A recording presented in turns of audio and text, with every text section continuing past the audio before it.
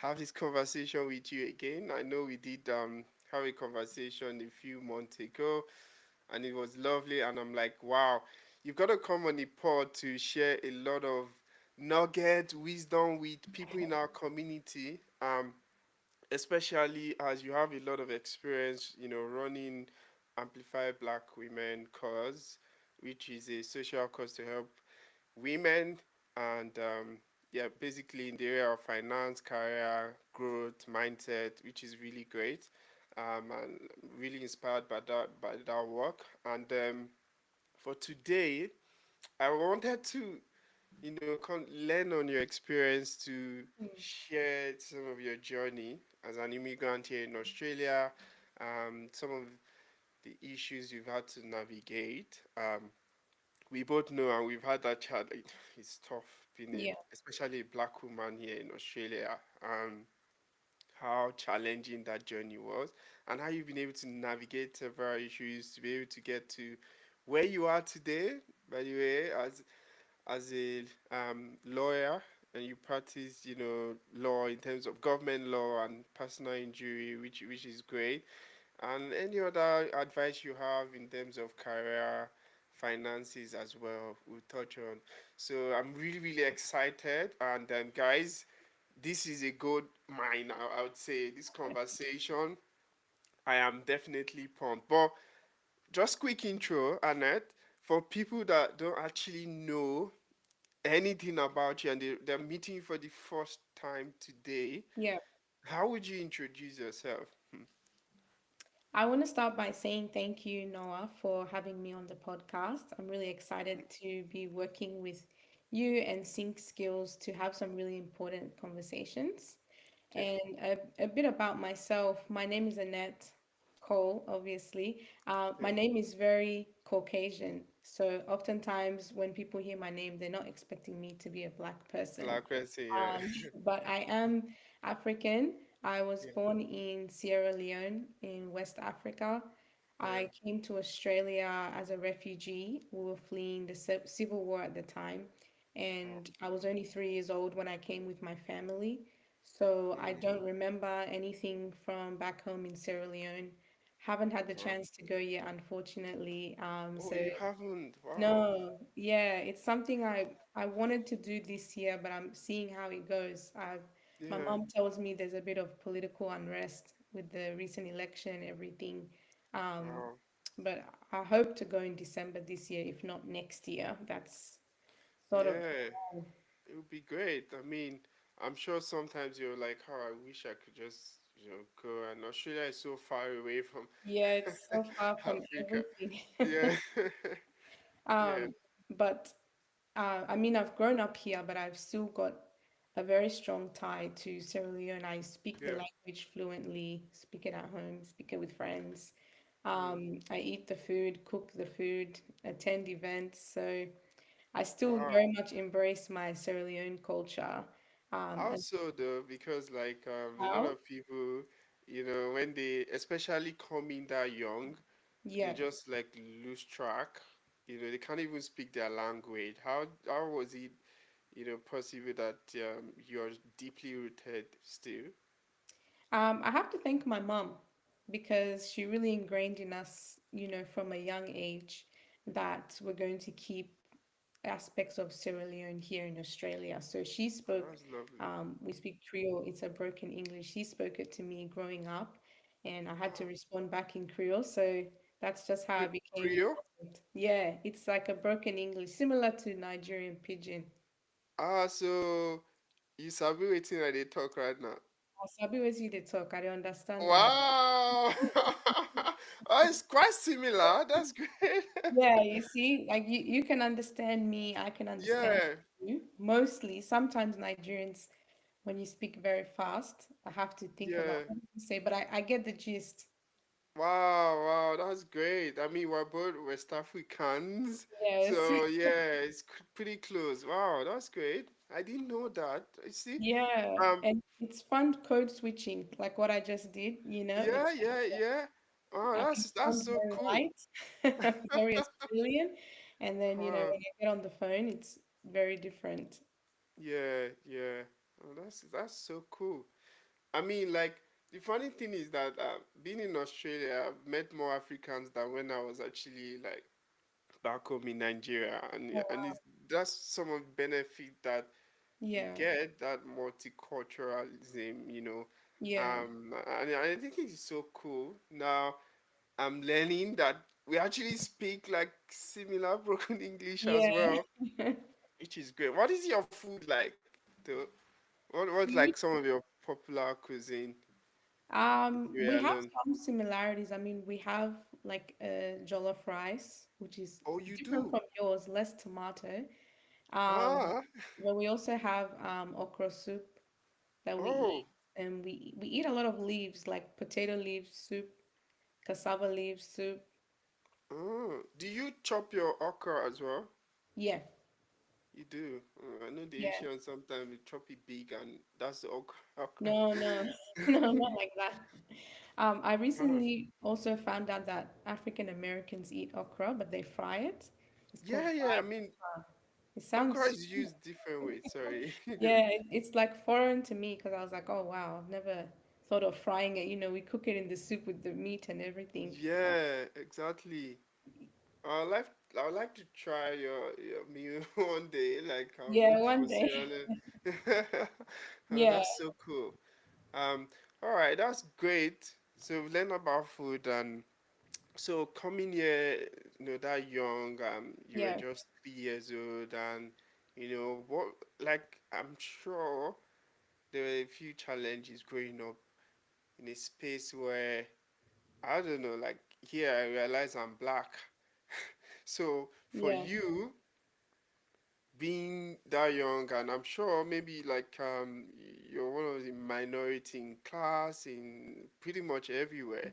Like how was that journey for you? Um, it's definitely something I noticed even from a young age. I Mm, went to a high school, sorry, a primary school in kindergarten, and I remember there was a time when I was in class and I started crying, and my wow. teacher said, "Why are you crying?" And I said, "Because no one here looks like me." I remember it very vividly. I Wow. was just in kindergarten, but in the entire school, I was the only black person. So from kindergarten Yeah. to year 6, there was no other African at all. So I was so young, but I noticed like that I stood out. I noticed that there was something different about Yeah. me. I couldn't see anybody similar to me.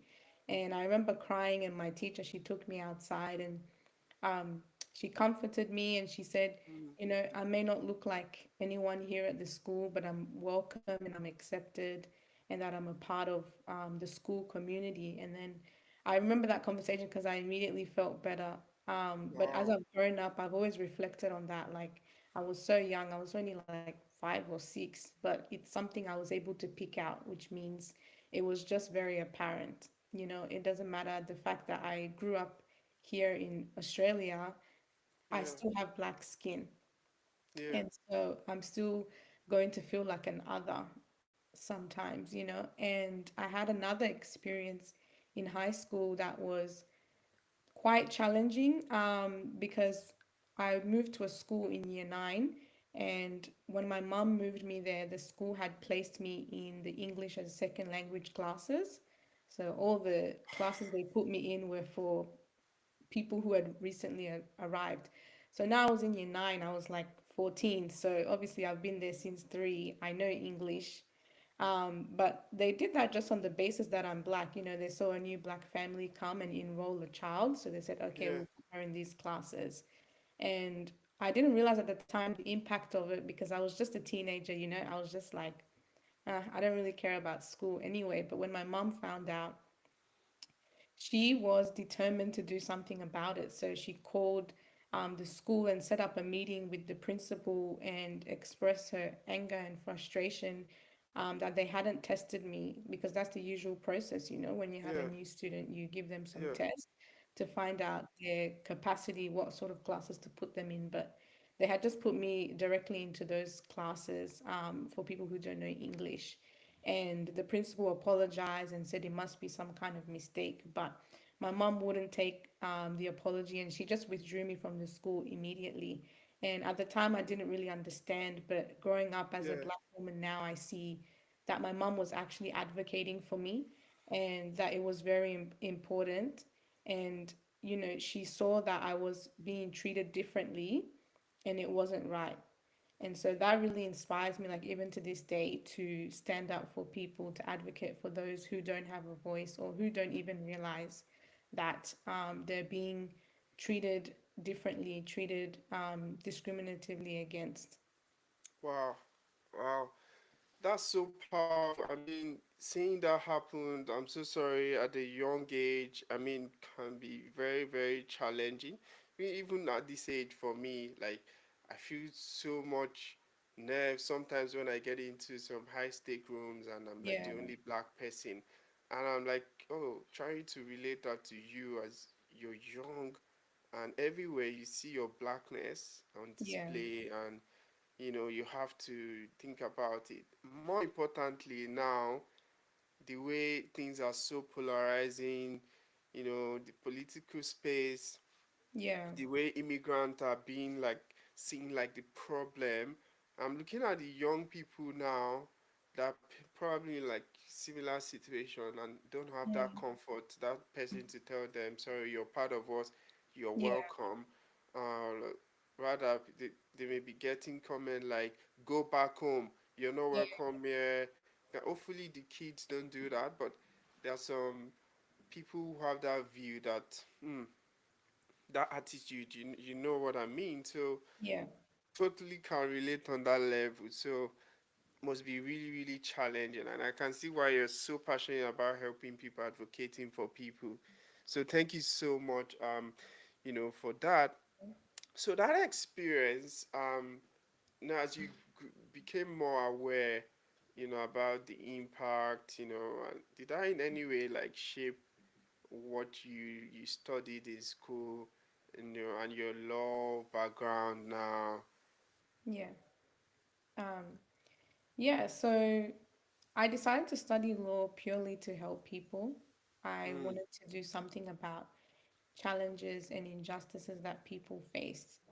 mm, I'm very passionate about some global issues like human trafficking, but even some local issues like discrimination and family law. And family law is actually the reason I decided to pursue law, because mm, when I was a teenager, I witnessed my family member go through a really difficult family law battle, and I saw the distress that it had on my family. And at the time, the lawyer used to come to the house and she would give me these brochures to read about family law. And so I would read them, and I thought it was very interesting. And mm, seeing how my family member was treated, it just really gave me the motivation to want to pursue law. And that's when I decided, okay, I'm going to study law so I can help people like my family who are trying to navigate a legal system that sometimes overlooks them and they don't understand and it's not mm. for them. So that was the driving motivator. Wow, that's so powerful. But for people who don't actually, know like a deeper understanding of what family law is, like, can you explain that to a 5-year-old? Yeah. So family law involves families.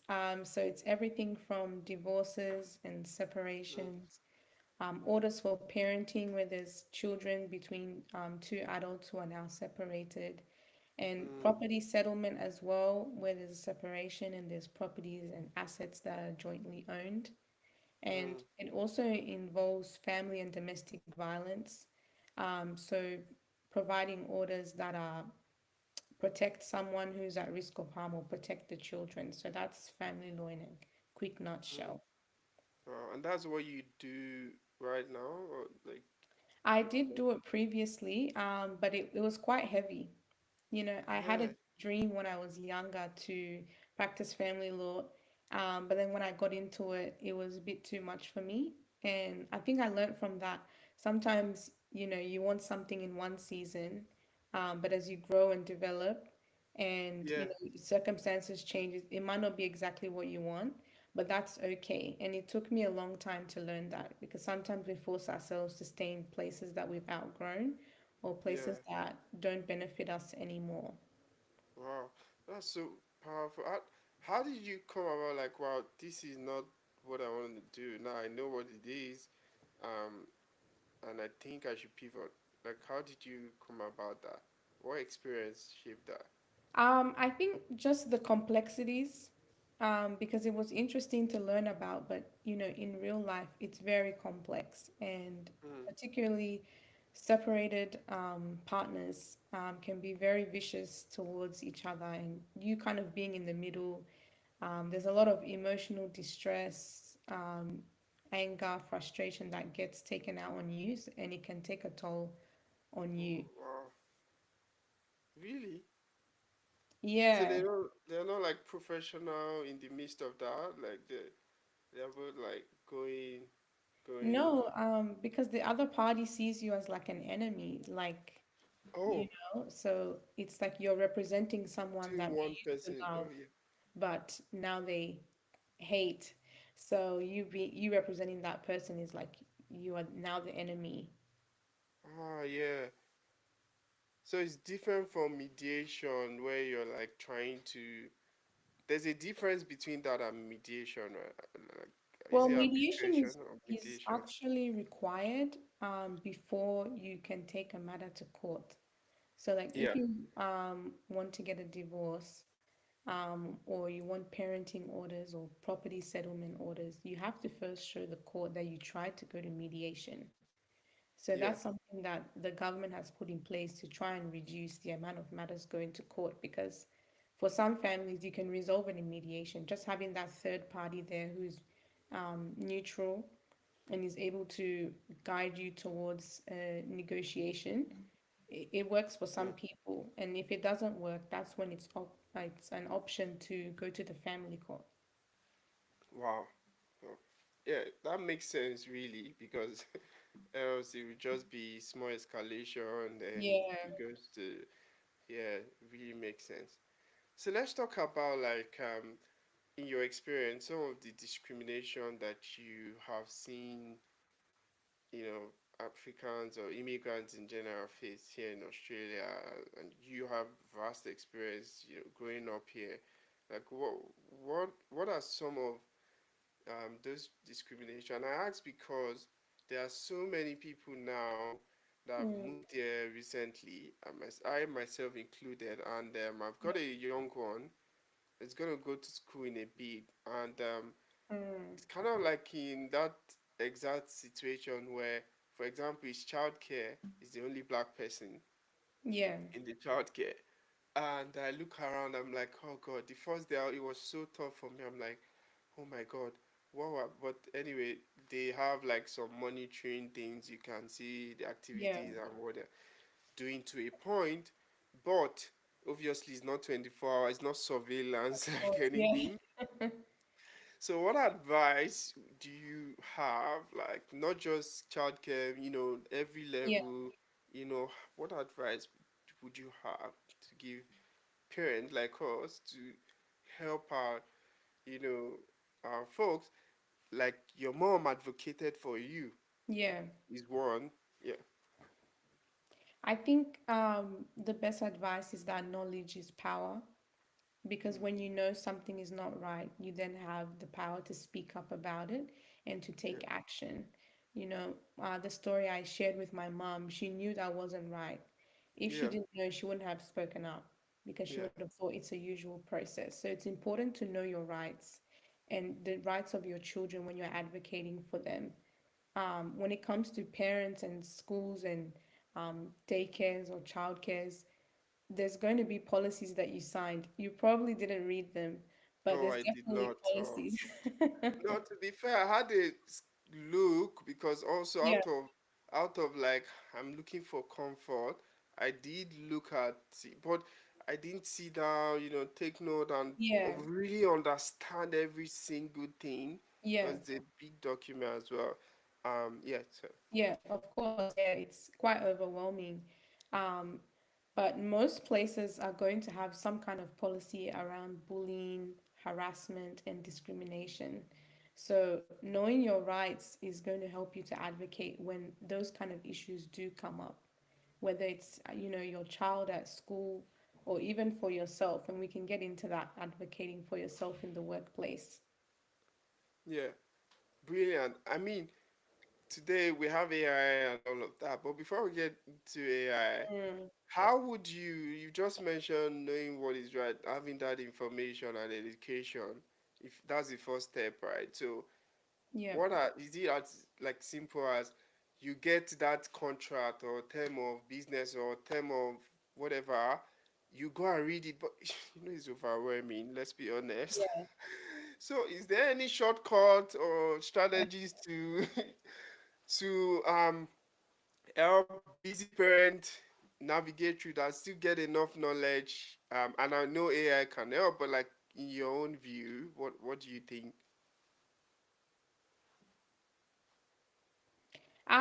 I think the policies are a great way to start, but you can also find support online. Um, I mean, there's community support as well when you look at community groups. They're very helpful as well, people in your community, and also just assessing the place, assessing the school. When you go, when you look around, like you said, you saw there was no other um, black child there, making note of things like that and Mm. observing, watching the interactions that teachers might have with your child and being able to call out if something is not right. So there isn't like a clear cut, easy step by step guide. Maybe that's something that could be created for parents. But these are Mm. just general things I would suggest to do. I have an idea. Maybe like, for example, you get a contract. What is it called? The document they give you, maybe just to get familiar and contract. You Yeah. maybe pop it in a in an AI to get the Mm, summary, key highlights, and all of that. Some things that is really important to know, right? Rather than all the flux, all the overwhelming. Because yeah. sometimes I feel like just internal secret. Is it deliberate that some of these terms of use, terms and conditions, all of that are so overwhelming Yeah. with a lot of details, so people don't read them, or all of the information there to the T are important? Yes.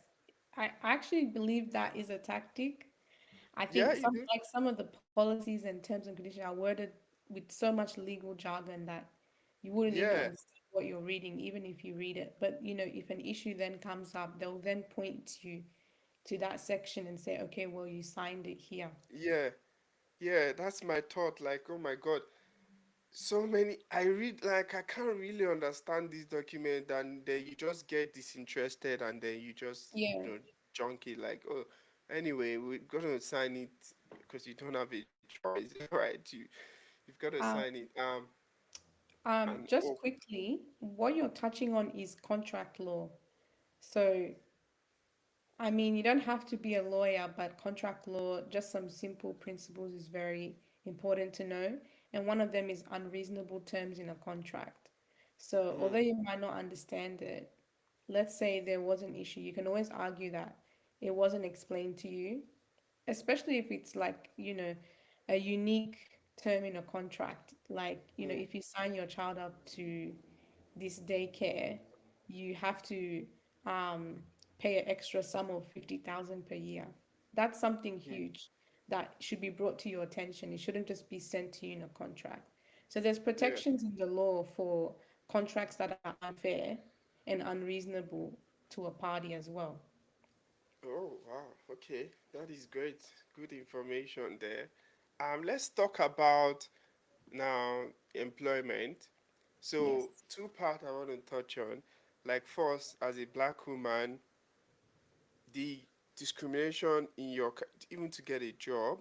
You did mention earlier you have a bit of a buffer, and it core sounds English, right? So you don't.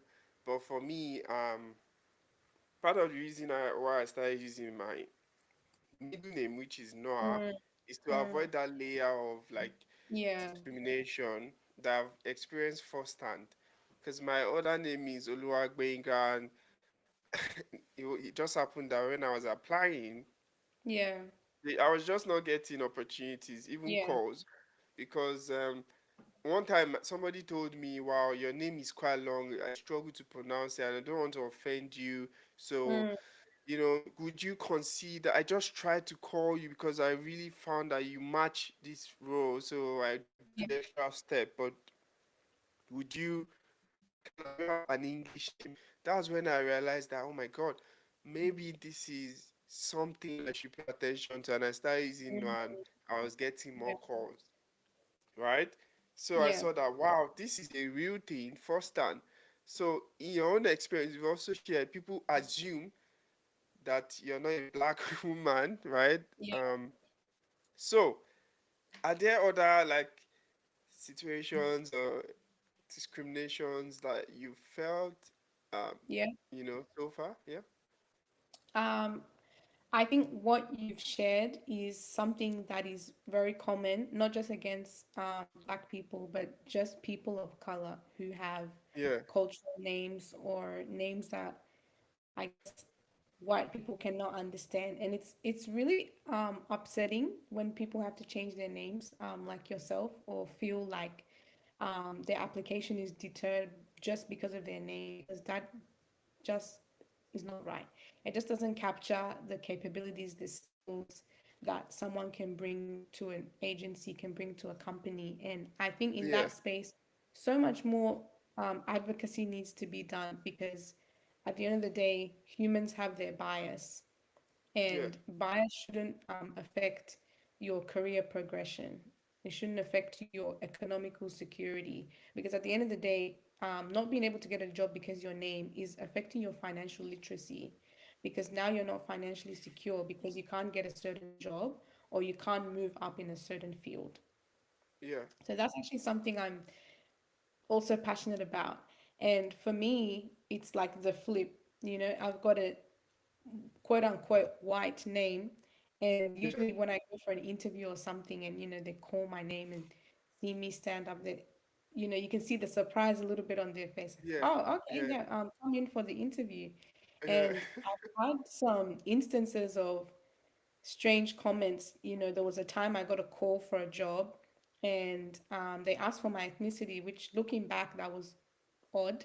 But they said, Yeah. what's your ethnic background? I said, I'm African from Sierra Leone. And the lady said on the phone, oh, wow, I didn't expect that because of your name. And your English is really good. Good. Good. Yeah.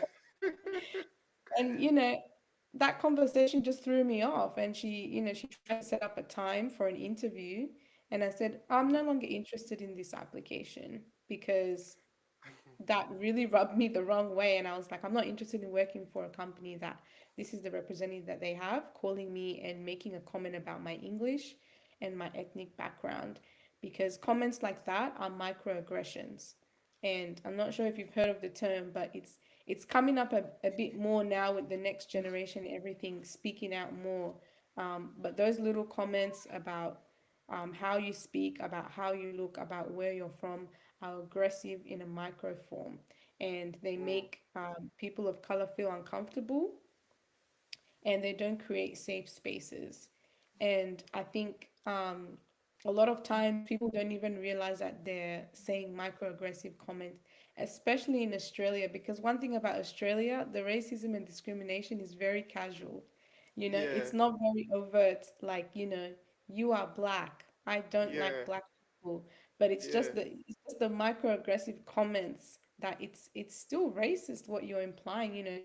Comments, I had comments like, where did I live in Sierra Leone? Did I live in a hut? All these negative connotations. Oh, really?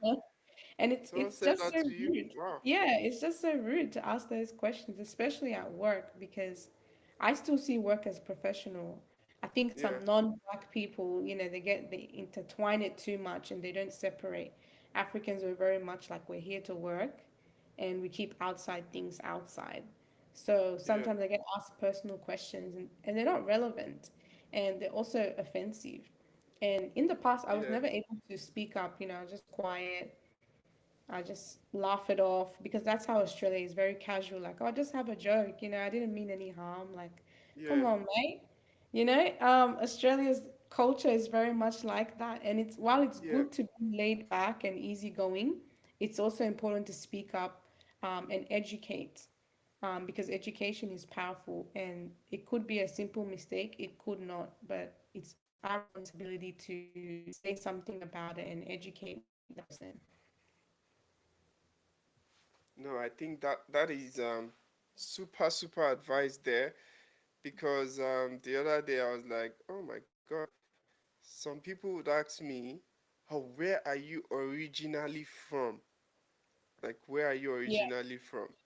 yeah. I'm like, I'm from Brisbane. No, I mean, where are Where? you originally from? No, I take it, I don't take it the wrong way. So I just respond, but you also like educating about microaggression. It's just like Yeah, some of them, they want to like point it out that you are not, I don't know what it is, but like maybe they're trying to, oh, you're not really from here, you're not meant to be here, kind of thing. yeah. So because you can see it in the tone, like, oh, no, I mean, where are Why you you really? originally from? Yeah, Like, like, oh yeah, I'm from Nigeria. Yeah. Oh, okay. So where is that?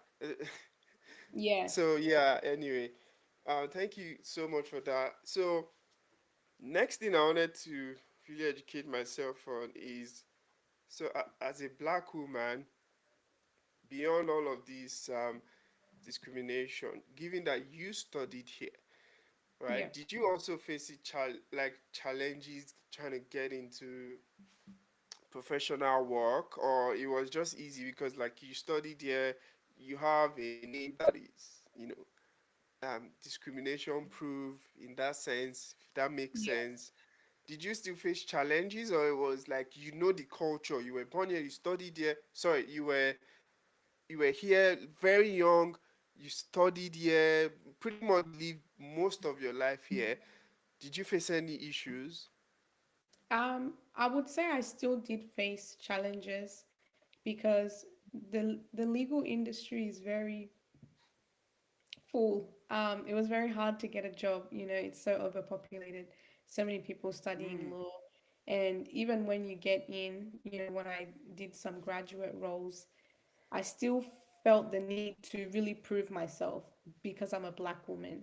You know, the yeah, preferred lawyer is a white male, like in most corporate settings, not just law. They're usually at the top of the chain.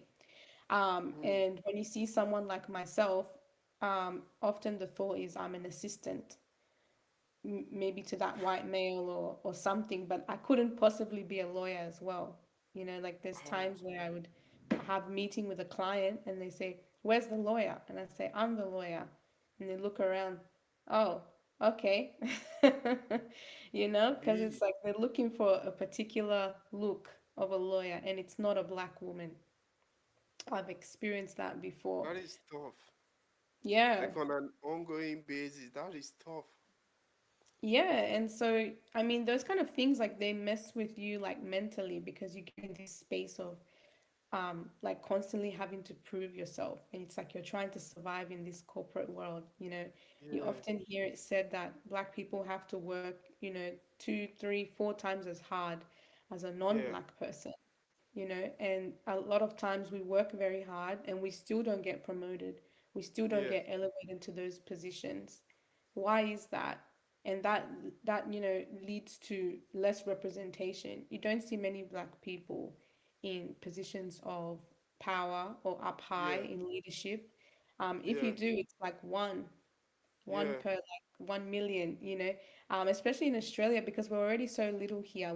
yeah, You can't yeah, compare us to the UK or the US where there's lots more black people. We're already a small community here and we're also underrepresented in positions of leadership. And everywhere. yeah, it's not great to see, but I'm hopeful that this will change because I know that there are some programs in the works. There's an organization called Women of Color Australia, and they have an executive leadership program for women. There's also some Okay. other programs I've seen for Africans to get into leadership.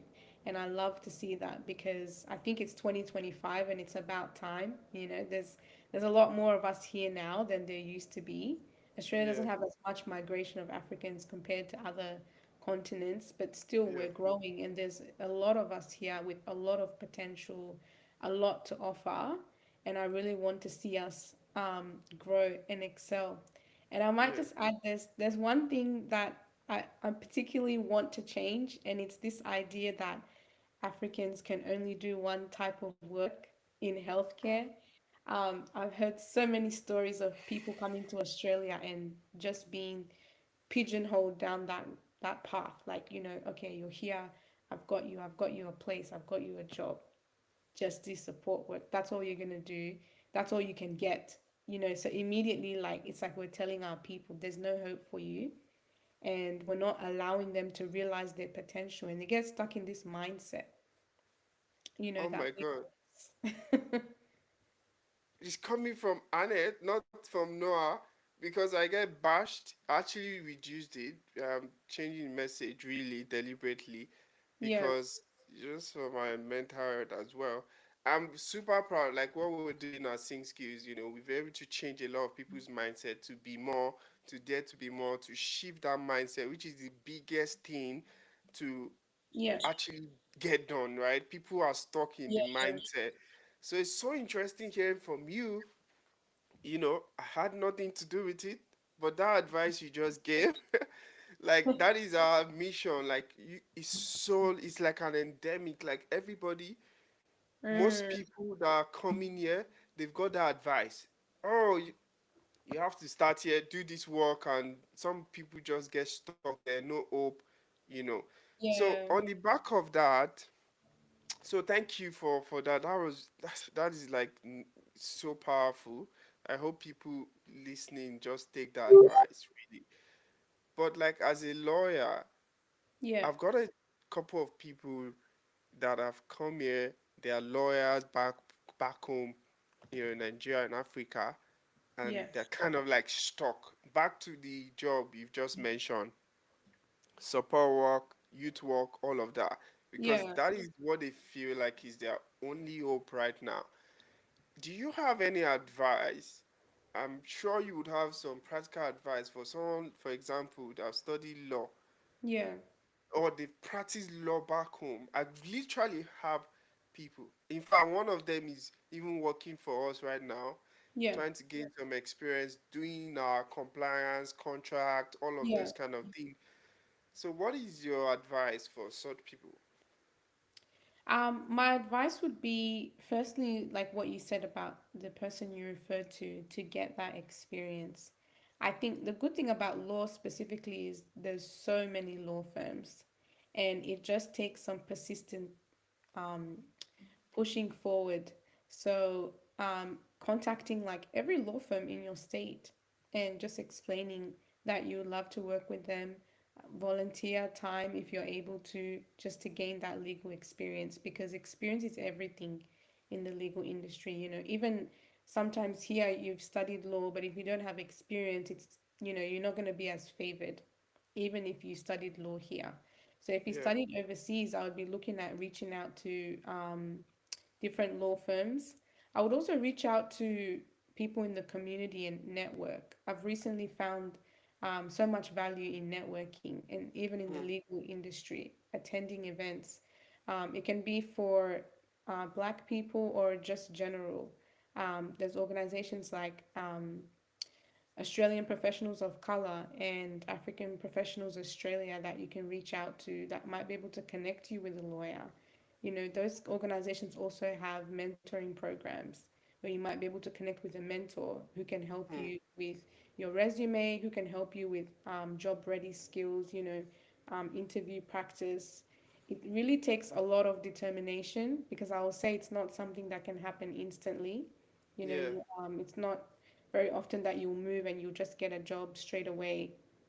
But with persistence and just having that resolve to not give up until you get what you want, it's so hard. It's much easier said than done, to keep going, because especially when you're waiting and you know your worth as well, because how much value you had overseas. But that's one of the challenges of moving to a new country. But I believe that with persistence and networking with the right people, putting yourself out there, even when it's uncomfortable to network and meet people, you don't know where it can lead you. And then getting that experience is really going to push you forward and help your resume as well. Wow, so brilliant. I have an idea of Mm-hmm. something I've been, maybe you can Okay. validate for me as a Yeah. lawyer as well. So I think that content is a very big thing right now. So Yes. I am thinking for somebody like that, maybe they can, you know, become a solution and, solve it. For example, it can be looking at a website, look at their terms and condition, Mm-hmm. go through it, say great things about things that need to be improved, assuming they practice maybe that type of law. I don't know what it's Yeah. called. Make a content like this website, this is the company, but their terms and conditions says this is which is against the law or whatever. Just educating people, right? Making things simple for people, and do that for different niche, right? So, for example, you mentioned family health, and I know that, of course, there are different things around law that you can't say publicly, but it can still be some creative ways to educate people around that, making content, stamping yourself as an authority. And I think that it can help in this new age to start to attract opportunities. And I don't know how easy it is to be like a one man law firm or what people need to do. Yeah. Right? Say, for example, I've got some client and I just want to start my law firm. Do you have any advice? Like, if I can attract client and I don't necessarily need to go beg and work for somebody else, I feel like I have the skills. Do you have any advice with that? And Um, basically what I've said as well around content.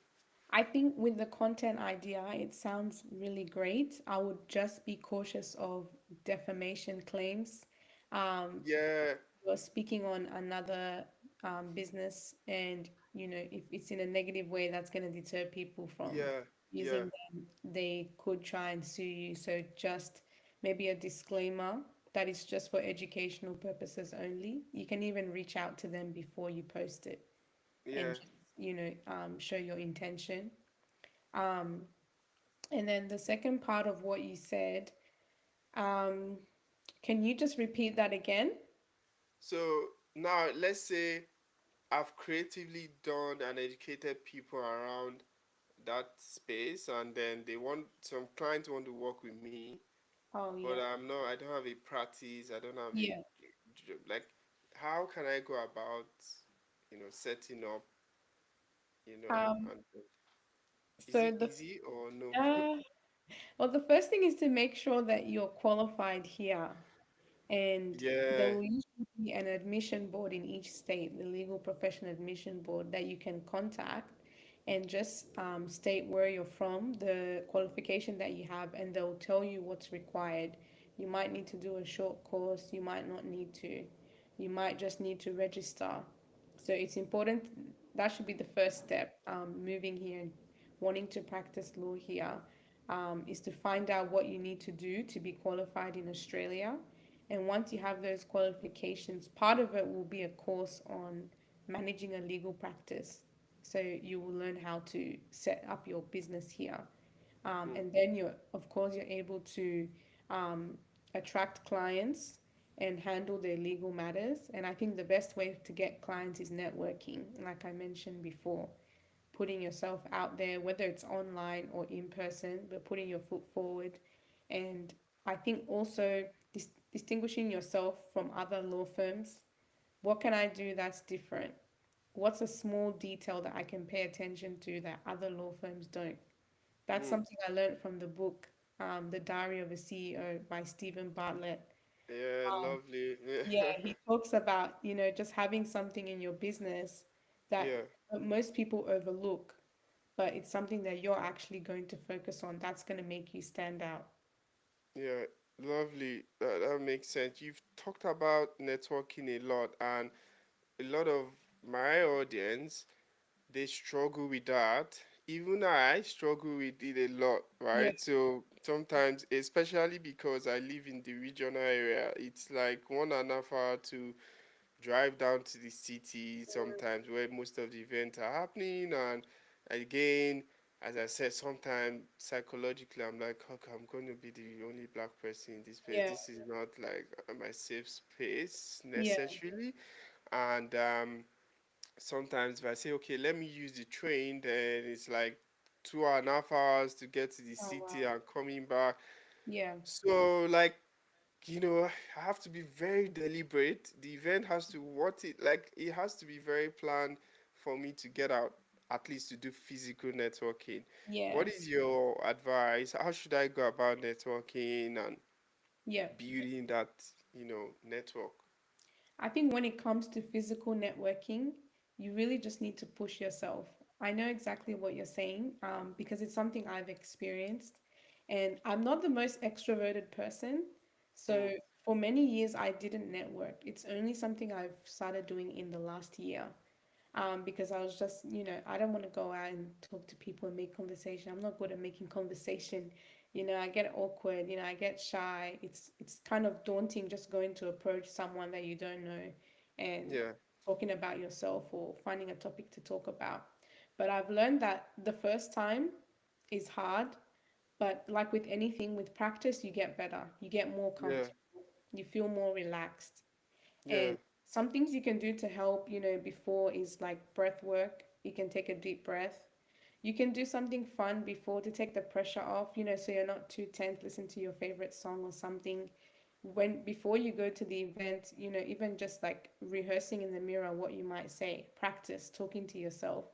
They're all really great skills, which are also used in public speaking. And networking is kind of like public speaking because you have an audience and you have something that you're trying to say and you're trying to communicate that. And yeah. That's great. Yeah, communication is two ways. There's a sender and the receiver. So you're sending a message to that person you're networking with. If they're not receiving it, there's no point and it's not real communication. You're just sending a bunch of messages. So it's good to practice and make sure that what you're going to say is actually going to be received by that person, is actually going to make them think, it's going to leave a mark and leave them interested. And of course, have something tangible like a business card or something. mm, um, so that's physical, but there's also online networking. I've done that a lot. I've messaged a lot of people just on LinkedIn, or Instagram. And it's kind of the same as in person in terms of you're just putting yourself out there, but it's a bit less scary because you can't see them. They might yeah, leave you on red. That's okay. yeah. So Happens. you move on. Yeah, Yeah, message another person. But sometimes you'll be surprised like how open and willing people are. yeah, Sometimes we put, the thought in our own heads that, oh no, it's gonna be weird, it's gonna be cringe, they're not gonna respond to me. And you come up with all these reasons why not, why it won't work before you've even tried it to see if yeah, it would work. And yeah, once, you get one or two replies, it gives you that confidence, that feel, okay, yeah, this person responded positive. This person actually got back to me. This person is actually really helpful. So let me message some other people. Like the first event that I did for Amplify Black Women, I just messaged people on LinkedIn and they actually showed up like to be a guest speaker and for free. And after that, they've become like my friends and some of them my mentors as well that I go to for advice. They always think of me and share events that are happening, like the Welcoming Australia yeah, conference I was telling you about. That was from one of my mentors who I had messaged on LinkedIn for the first ABW event. So you see, like that connection, you just don't know where it's going to lead you in the future. And just one more thing, there's a lot of talk around mentorship, and a lot of people ask about it. How can I find a mentor? What is mentorship? And I think it's amazing. And there's these ways to connect with people that you want to learn from. But another concept I think most people don't consider is sponsorship. And I'm not sure if you've heard of it. It's different from mentorship. So, mm, mentorship is more getting guidance and support from someone in a particular field, a particular yeah, area that you want them to speak into your life. But sponsorship is the next level of mentorship. It's where that person actually advocates for you even when you're not around. So rather than just directing you to go to, this place, when you're not there, they tell people about you. They say, have you heard about Noah? He's doing this incredible work with Sync Skills Australia. You should yeah, reach out to him. He'd be great to partner with. So they're really thinking of you and opening doors for you. When they're seated at a table, they're pulling up a seat next to them and say, Noah, come join this conversation. Yeah. No, that's so brilliant. You practice that a lot. We met because I saw your message on Instagram, and that was how we connect. Yeah, Also, speaking about sponsorship, the last time we talked, you shared about how you mentioned us to Timmy. Timmy reached out as well, and we connected. And yeah, Timmy went and taught us about, like, B2B, with our mission to actually place our talent now to recruiters, to companies that are needing them. yeah. He walked us through like 1 hour plus session, Oh, wow. teaching us. Yeah, it was great. The coincidental thing, like, actually it's calling me now. Oh, wow. um, That's so I'm crazy. like, I'm gonna call you back. I'm on That's a so podcast, right? So I'm gonna ring him back. So that is like so profound that you actually practice what you say, and it's like one scary thing for everybody, networking, like, especially even people in our community. Many of them are so tired from work, they don't even have time to, network. yeah. And it's a cliche, but your network is your net worth, really. Yes.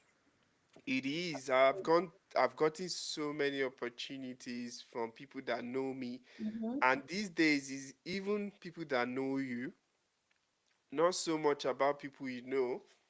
What I Yeah. mean is, like, you may know people but they don't want to help you, but Yeah. more people that know me, for example, from content that I'm creating. Some event I go, they're like, no, I've seen your post before, I know what you talk about. I'm like, yeah, yeah, okay, great. Yeah. Yeah, yeah, I resonate with you. I want to do this, I want to do that, right? So you get a lot of opportunity when people also know you. Yeah. So you need to try, which is hard, you know, Yeah. but you need to try.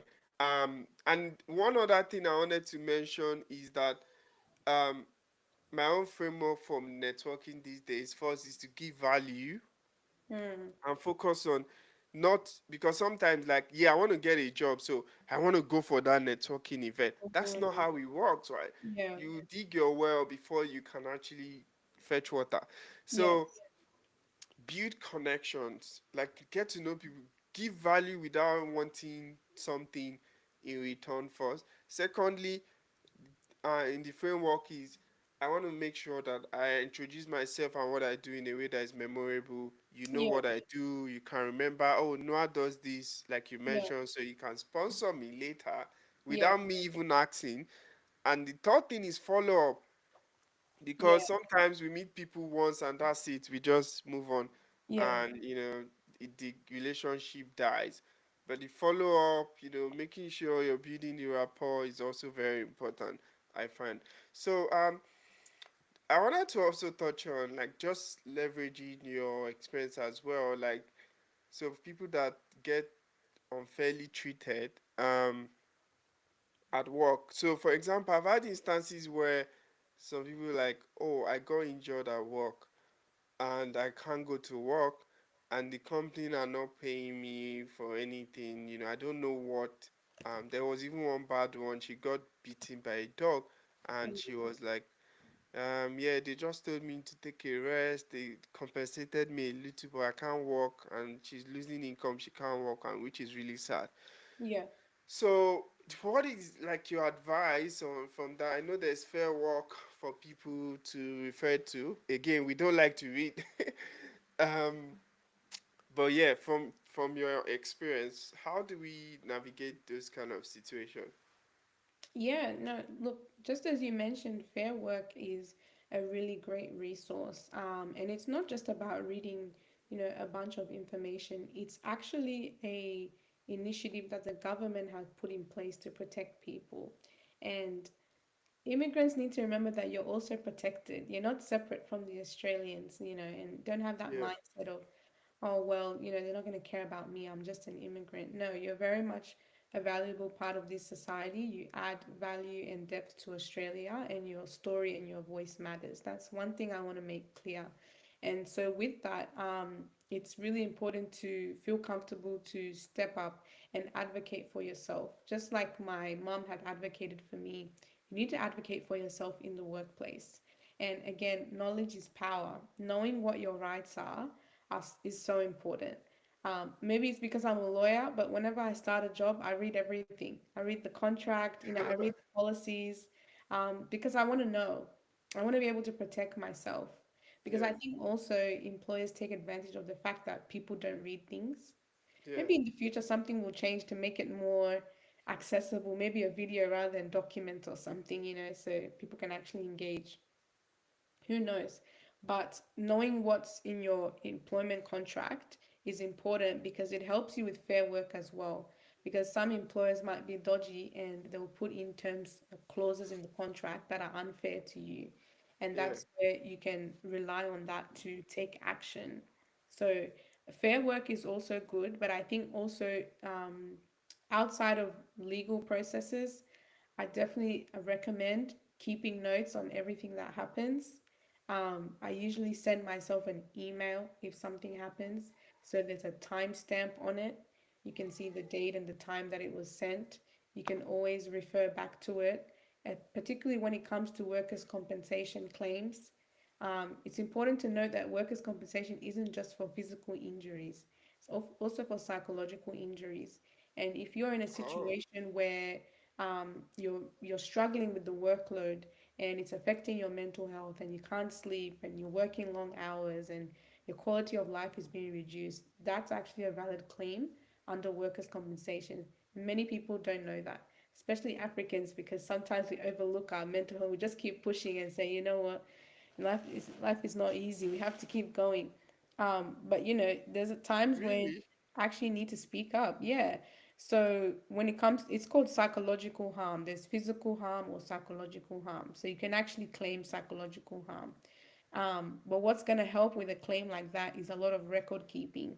So if you're having issues at work with the workload and how it's affecting you, you've brought it up to a manager, they haven't done anything about it. Every time you bring it up to the manager, send yourself an email. On this date, I spoke to manager. I explained that I can't sleep, I can't eat, blah, blah, blah. And they said they'll do something about it. 2 days later, they gave me more work. Keep the record of notes because that's Ah, going to help you.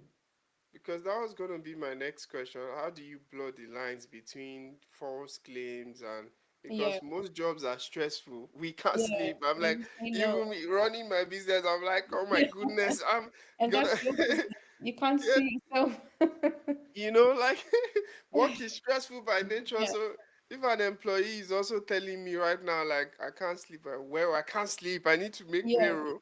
So I lose sleep a lot of time thinking like, oh my god, payroll is almost here. How am I gonna pay all these yeah, people, right? yeah. So where's the line? But like you said, it's like record keeping. You take active steps to say this is the impact on my life, and no action. So yeah, I think that's pretty clear. I also recommend numbers because people like numbers. Sometimes they don't want to hear your mental health, they don't want to hear how you feel, but they Yeah. will listen to numbers. And it can look like, writing down all the things that you have to do and how many hours there are in a day. If you can show that it's significantly higher than the amount of time you have in that week, that's a statistical figure that's going to help prove your point. Like they've Mm, asked me to do X, Y, Z, and this is how many hours I have. This is my lunch break.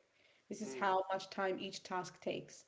It's just not possible to be able to complete each of these tasks this week based on how long the task will take and how many hours are in the week. mm. Oh, that's so insightful. Um, I know some of the contract says, um, they put all your JD and they say any other business as Yeah, required, yeah, right, to cover themselves. So yes, how do it's you what if they say, well, if you were efficient, you do that in 1 hour. Why are you taking 6 hours to do that? So how do you defend that? well, that's where you advocate on what any other business is. So you would argue that it's not reasonable, and reasonability is going to be subjective to each person, right? So you have to show why it's not reasonable to you. Hmm. Well, that's a bit dicey. The, I Well, mean, in law, that's law. the It's not law, black and white. yeah, Let's, I'm just like, in law, the person that has the most money wins. In this case, your company, they get the best lawyer, you lose. How no, about that? because you have to realize that also companies have a lot to lose as well. They've got reputational risk to think about Mm, because claims like this affect them. They could be in the media, it can affect their staff, they could have a higher turnover. So they usually have to think of themselves as well, and their legal team will advise them whether it's going to be worth it. mm. Yeah, that's another angle as well. And most But times, honestly, it's just easier to pay out a compensation than go through the whole process because even them paying their lawyers is going to cost more than the compensation amount, depending on what the amount is. yeah, but like in terms of that, would that not ruin your reputation as an employee? Because that's part of the Yeah, stigma people have. that Like, oh, people you don't. dragged Yeah, your company, then reference check, all of the other things for future jobs you don't get because yeah. obviously. So would you advise anyone to do that? Yeah, that it's a really good question because it's something I've thought about as well. And there is a lot of stigma, and it makes sense, because as much as you might be having troubles at this workplace, it can affect your future capability to obtain another employment. But that's where I say it's important to weigh up everything. So it depends what you're going through, and you need to really look at the pros and cons of lodging a claim for workers' compensation. You need to Yeah, really assess. It's going to be up to the individual whether it's something you can deal with, whether there's any other avenue as well. Maybe you move to a different business area or you just move to another job, which is what most people do. If you have an issue yeah, somewhere, just move somewhere else. So it's not for everybody. If you want to advocate for yourself through workers' compensation, just know the risks that come with it. Like with any decision you make, there's going to be risk, there's going to be consequence. It's just about what you're willing to accept. yeah. For really bad one, and this is right winding down, really bad one where I know I've been unfairly treated and I can't Yeah, actually take it, right? But also I don't have legal fees because even consultation from legal, oh my goodness, yeah, is like so I know. expensive.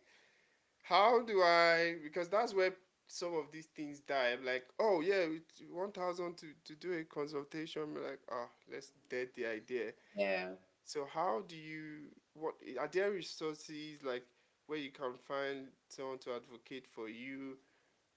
yeah. My first stop would be legal aid. Most states have legal aid, a Mm, government-funded, free legal advice and free legal representation, but depending on your income. So they have income tests and means tests to see if you can afford a lawyer. But they're usually happy to help. I would also look for community legal centers. A lot of local councils have them where they offer pro bono legal work. Always a good advice to get some free advice first, especially a community legal center, because the lawyers who work there are usually passionate about community engagement, community empowerment. They want to help people who may not have the resources. And so, yeah, legal aid and community legal centers would be a good starting point to get mm. support. No, that's so brilliant. So many resources on this chat today. I said it, guys. It's incredible. Now, so where can people find you? I'm sure a lot of people be like, oh, Anel, I gotta chat with Anel, connect with that. How can, yeah, I'm gonna put your LinkedIn and stuff Yeah. description, but like, how can they find you? Where would you like to be found? And tell us about Amplify Black Women. Yeah, so about me, I'm mostly on LinkedIn. That's my personal page. I don't have a personal Instagram, or Oh, Facebook really? that I share. Um, so it's mostly just LinkedIn, but online you can find me on Instagram at Amplify Black Women, but it's BLK Women. And what I do at Amplify Black Women is I host a series of events, and there's three main pillars: mental health and well-being, financial literacy, and professional development. So these three main pillars are the events that we focus on. And the reason is because these areas, I believe, are really crucial for our community to learn, to network, and to be able to thrive.